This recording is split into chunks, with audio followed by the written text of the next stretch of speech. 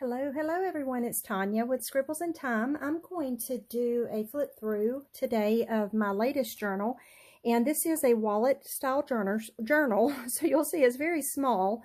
Because it's small, obviously the writing pages are very small. So I named this one Briefly Noted. And I'm going to post this in my Etsy shop. And I do want to give credit. I was very inspired for this journal by, I know a lot of people have done wallet style journals before, but I personally, the first one I ever saw was Tammy with Plum Figgy. She's on YouTube, Plum Figgy. I love her videos. But anyway, she's the person that inspired me.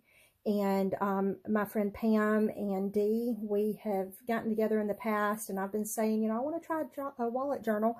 And anyway, so Pam and Dee and myself, we've all kind of done our own spin-off of a wallet journal. And of course, so much of the style has to do with the actual wallet, which I love this wallet.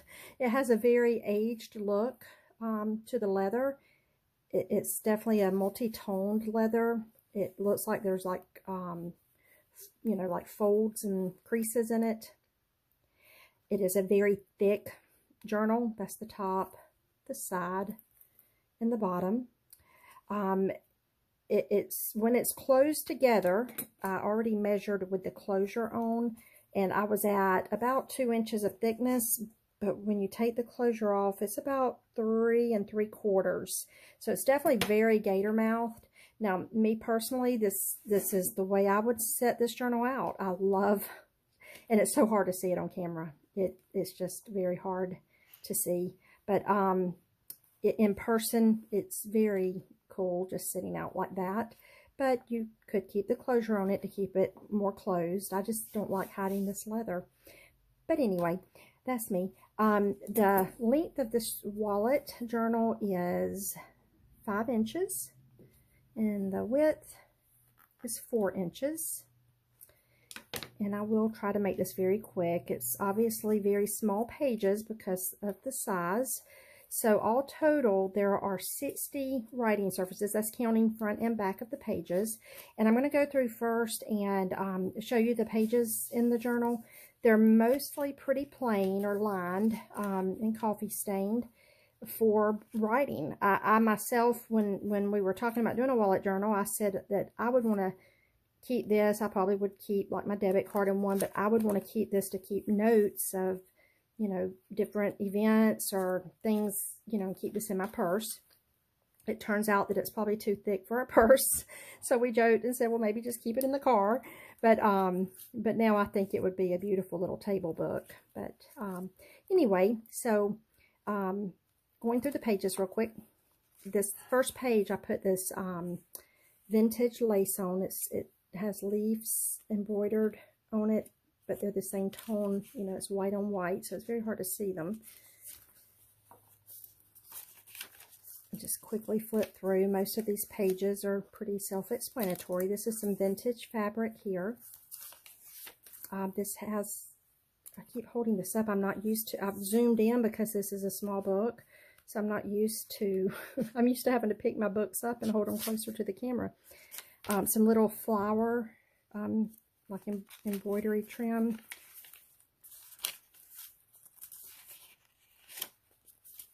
This paper is very brittle, so I put some fabric down the center of this page, you know, when I folded it, to keep that from breaking, to make it a little bit more secure. This is some of that fabric I've been using in a lot of my journals recently. It's almost like an old dishcloth. It's just very, the feel of it, I wish, you know, you could reach through the camera and feel of it, but just a cool feel. This page here, I've done like a little piece of fabric with some stiff lace and stitched on a stick with some little X stitching. This tab here, I used one of the brads from my friend Kathy at Rust Paper Scissors. She does the little flat back pearls. I also used a really cool, she sent me some material.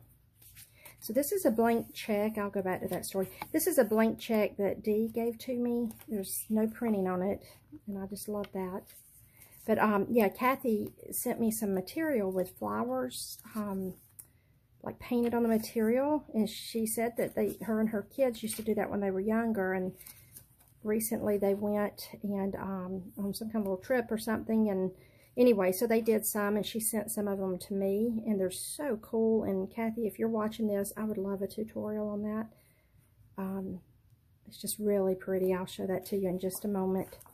Let me get through these pages real quick. This is an old piece of measuring tape. It's, I guess that would be considered fabric. Anyway, I got this off of Etsy. And then this is just the other sides of the paper. So it's pretty self-explanatory. It's a lot of writing space.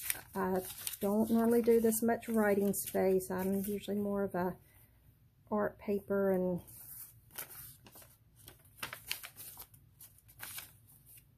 then on the back is this trim. I've just about used it up. I'm begging to do me some more. She does the coolest little machine stitching on muslin.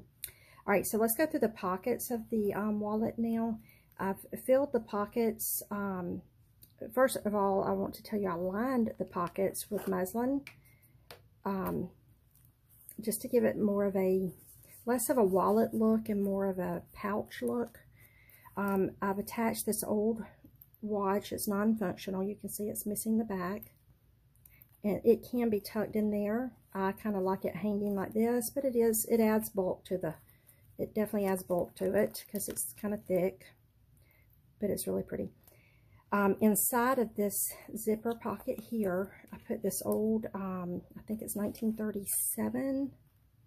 Yeah, 1937. It's a Photomatic picture, so it's metal.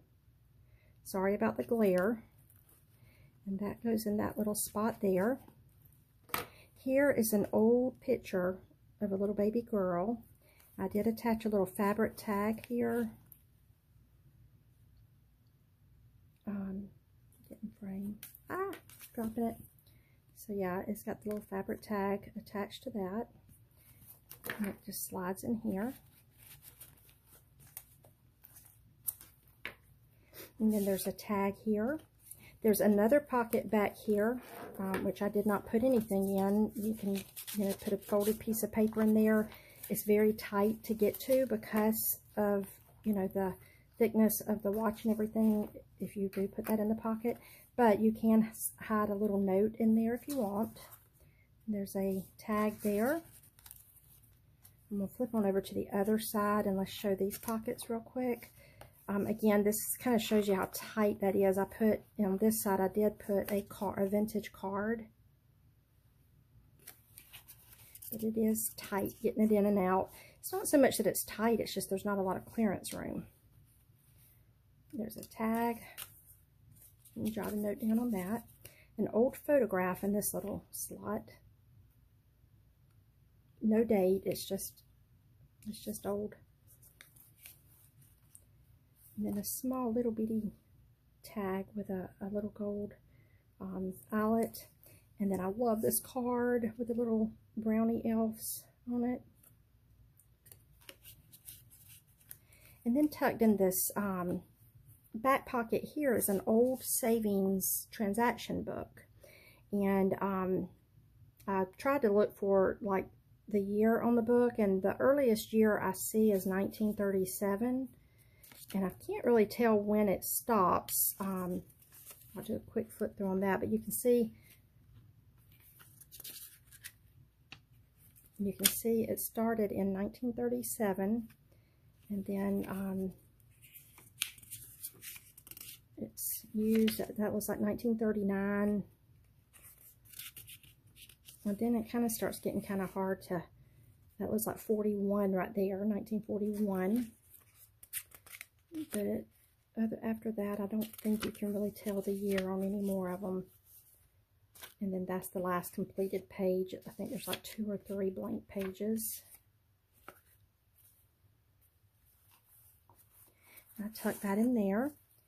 And then the back portion of the pockets, again, I lined them with muslin. There's 2 long pockets. On this side, I just tucked some envelopes, coin envelopes, that kind of thing. Another tag. And then in the back, this is where I was telling you about that little piece of material from Kathy. I put a coaster, an old coaster in here. Very cool. A guest check. A glassing bag. A memo pad. Or a message pad. And then this is that piece of material I was telling you about with the flower on it. Isn't that so pretty?